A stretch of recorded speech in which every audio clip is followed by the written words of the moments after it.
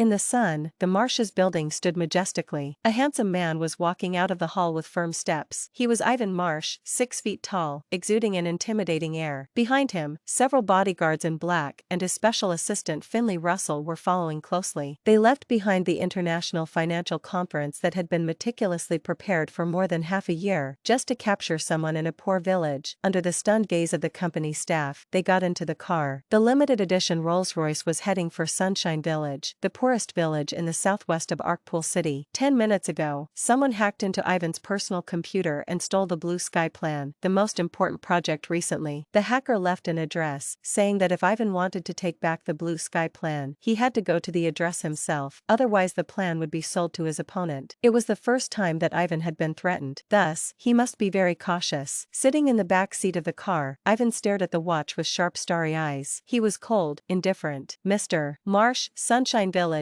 is located on a flat land, and the rolling mountains enclose it like a small basin. The villagers rely on the cultivation of herbs and sunflowers for a living. Data shows that it is an impoverished village, the economic situation of which only became better in the past 2 years. Finnley reported the information of the village, his back already wet with sweat. The Blue Sky Plan was closely related to the future of the Marsh Group. Ivan leaned back in his chair without speaking, his eyes slightly cold. Not far inside the village, there was a small courtyard on the side of the road. Under the sunshines, Jennifer Brooks was processing the freshly picked herbs. The faint aroma of herbs was everywhere in the air. Her temperament was completely different from that of the other women in the village. Her face was small, her eyes were like jewels. She looked like a beautiful and innocent angel. In the fields, the beautiful sunflowers bloomed brilliantly. The blue sky, white clouds, as well as warm wind, made the place very peaceful. "Mommy," a crisp childish voice came. Jennifer turned around with a happy smile. A boy and a girl at the age of around 5 walked toward Jennifer hand in hand. They were her twin children. Their big eyes were shining, like gems, like the ocean, like stars. "Mommy, Diana and I are going to Jayla's house." Alfie's voice was crisp and loud. His eyes were shining. "Okay, have fun." Jennifer caressed her children's little heads dotingly. "Remember to come back for the meal." Family instructions of the Brooks family, Article 1. Do not bother others too much. "Okay." Diana, dressed in a pink dress, smiled. "We'll be back very soon." "Nice, go then." The children ran away hand in hand, looking at the two little backs that ran away. Jennifer smiled with relief. Her greatest pride in life was to have Alfie and Diana. After walking away, Diana slowed down and asked mysteriously, "Alfie, do you think that Daddy will come?" "I hacked his system," Alfie said proudly. "I stole the most important information on the computer and left him an address. I promise he will come." Diana nodded, choosing to believe her brother. "Then let's wait for him." So, instead of going to Jayla's house, the siblings hid behind a water tank. They stuck out half of their heads and stared expectantly at the entrance of the village, expecting Ivan to appear. "Alfie, shouldn't we tell Mommy about such a big thing in advance?" Diana winked her big eyes. "If Mommy knows, she'll get angry. If we told Mommy, we won't be able to see Daddy." Alfie touched Diana's little head comfortingly like an adult. "Diana, don't you want to meet Daddy?" "Of course, I do." "Then listen to me," Alfie said. "We not only want Daddy to take us in, but also to bring Daddy and Mommy together. In this way, Mommy does not have to work so hard, and we can have a family like other kids, okay?" Diana nodded deftly. "I'll listen to you, Alfie." "Good girl, Diana." In the elaborately arranged courtyard not far away, Jennifer was humming a song while turning over herbs. She would never have thought that the man she had been hiding from for 7 years would be led to the door by the two little troublemakers. Why did she hide? Because the children were too intelligent. She was afraid that Ivan would want to take them away from her. The Rolls-Royce slowed down, driving into the village as it was navigated. Large swaths of flowers, which grew wildly, came into people's view. Red, yellow, white, all colors. The branches were full of flowers. When the warm breeze blows, it was really beautiful. Ivan was sitting in the back seat of the Rolls-Royce like a king. From his deep eyes, no trace of emotion was discernible. Finnley looked out the car window and was shocked by the large scale of flowers that he saw. The sky here was blue, with white clouds floating in it, like marshmallows. "Alfie, shall we go out now?" Diana whispered. Alfie watched as Rolls-Royce slowed down and drove into the yard. Wait a minute, not far behind the water tank. The two troublemakers were staring at the car closely, their heart racing. The car door opened. The black-clad bodyguards came down first. Under the expecting gazes of the children, Ivan finally showed up. Next to the luxury car, under the sun, Ivan looked exactly like on TV. His suit fitted him perfectly. His delicate eyebrows looked a bit cold. He was so cool. Wow. Alfie couldn't help but cover his mouth and whisper. He had become a fan of Ivan. "Daddy is so handsome." Diana was also stunned. "Daddy is so handsome, but why doesn't Mommy want him?" Finnley closed the car door. Everyone slowly looked around the yard. The yard was not big, but the layout was ingenious. It looked very classical. The 2 rows of bamboo houses were vertical to the ground. There were several water tanks with lotus flowers and red carp in front of the houses. A beautiful cherry blossom tree was in full bloom. Green grass was around every corner, dotting this early summer.